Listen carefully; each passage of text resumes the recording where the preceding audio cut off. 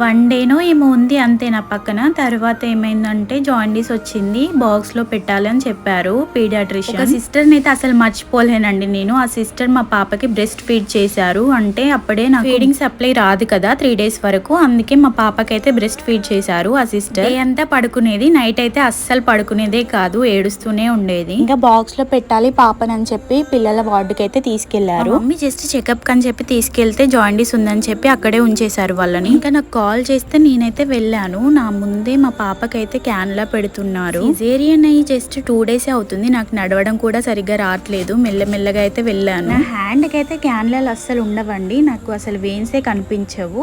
ఒక 10 టైమ్స్ అయితే పెట్టుంటారు ఆ 1 వీక్ మొత్తం. నేను ల్యాబ్ టెక్నీషియనే, వేరే వాళ్ళకి ఇంజెక్షన్ చేస్తాను, బ్లడ్ కూడా తీస్తాను. కానీ నా వరకు వచ్చేసరికి అయితే నాకు చాలా భయం. ఇది మా పాపకు పెడుతుంటే నాకైతే చాలా ఏడుపు ఆగలేదు. ఇంకా బయట కూర్చొని ఒకటే ఏడుపు.